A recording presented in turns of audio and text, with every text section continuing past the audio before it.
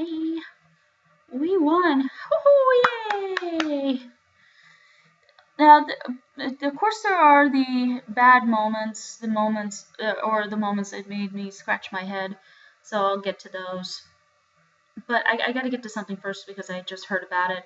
Apparently, after the game, a very upset Eagles fan torched a Cowboys fan's car, set it on fire in the parking lot at the stadium.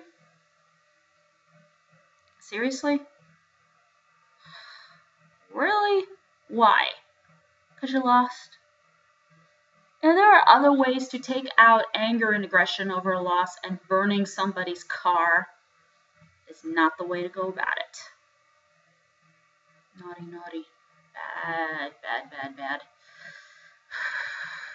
But enough of that. Okay, let's get down to the nitty gritty here, shall we? Had some very good moments. Offense, Romo did not have an interception, which is great. Des Bryant, it was okay. Of course, Romo had the totally awesome play where he slipped out of the grasp, I think, of 2 or 3 Eagles defenders, and he threw it to Miles Austin for a big first down, which was a really, really great thing. And that was, of course, kind of vintage classic Romo, which is cool. You know, like the 2009 game against Atlanta, where he slipped out of the grasp with 2 to 3 Falcons defenders and threw a touchdown pass to Patrick Creighton in the back of the end zone, and he was uncovered. So, whew. But of course, there were the moments that really got me scratching my head, and it really has made me question Jason Garrett's play calling. Now, I want him gone. I mean, it's so obvious I want him gone. It didn't do anything to dispel that. But hey, the team got a win. That's important. I'll get to everything of special teams. We got the big return by Dwayne Harris for a touchdown. Oh, and then in defense, you had Brandon Carr with a pick 6. I had been waiting for something like that from him since the Cowboys signed him to his big contract, and he did it. I mean, it took him till about, the 9th game of the season for the team, but he was able to do it, and he did it in a big way, so that's a really, really great thing. And then we had Jason Hatcher, who, was being idiotic and getting a couple of penalties, which cost the team opportunities to stop the Eagles at certain points during the game. He contributed on a big play where Nick Foles, who came in for Michael Vick, who ended up with a concussion, he left in the first half. When Foles got sacked, he fumbled the ball. Hatcher grabbed it in the end zone for a touchdown, which is terrific. And we were able to score points in about a 2.5-minute span, which is, it's terrific. But sorry about that. Now let's get to some other things, and this nothing to do with the Cowboys. What does this loss say for the Eagles? Regardless of who the quarterback is, whether it's Nick Foles or Michael Vick, I don't think it matters. I think Andy Reid is gone. His time's up. The team's a mess. I don't really think I think he's lost. I don't think he has it anymore.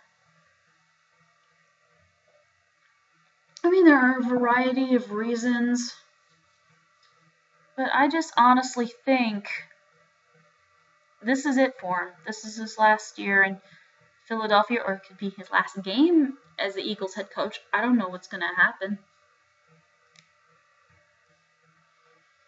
And to Jason Garrett.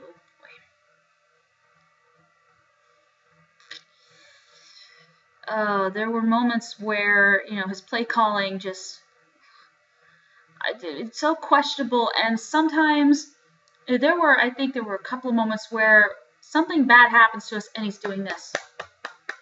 Clapping? What a tool. Ugh. I was live tweeting during the game, and during those moments, there were people, calling for Garrett's head, and I'm like, I'm on board with that. But I think the key thing is we got the win, so still, Garrett's probably still going to get shredded. Oh well. Now, the talk concerning, like I said in my pregame video, the talk concerning Sean Payton is intensifying. Another person has decided to throw his name in the hat, and this is because he expressed interest. He has expressed interest in coaching the Cowboys. Mike Holmgren, yes, he's had the success in Green Bay with Brett Favre. He's had the success in Seattle with Matt Hasselbeck. Could he have success with Romo if given the opportunity? It's possible. It is possible, and he's a good enough head coach that maybe he can get through to these guys better than somebody like a Jason Garrett does. Because, Garrett doesn't, like I said, Garrett doesn't have much coaching experience, didn't learn from a great coach, didn't have a mentor, doesn't come from a coaching tree. Holmgren comes from a coaching tree. One of his mentors was Bill Walsh, the great Bill Walsh who coached the 49ers. That's how Holmgren got his start. And then he went to Green Bay, achieved success. He took a kind of what Romo is considered now, a gunslinger type quarterback in Brett Favre, and got him to a Super Bowl where they won. I know they went to a second one and they lost, and then Holmgren had the success with Matt Hasselbeck in Seattle. They got to a Super Bowl, and I know Seahawks fans are still pretty pissed off about that Super Bowl because I think the refs might have had it in for them, but what? So, will Holmgren become the head coach? I don't know. I know some folks on my videos in the comments going, "Oh, what about John Gruden?" Well, my issue with that is Gruden's got a great job already on Monday Night Football. Does he want to give it up to go back to coaching? I don't know. I think with that job he's making more money doing that than he ever did coaching. And when he won his Super Bowl, that team was already set and ready.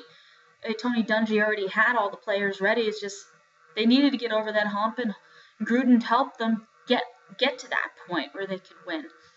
So does he want to go coach the Cowboys and leaving Monday Night Football behind? I don't see it happening. I'm sorry.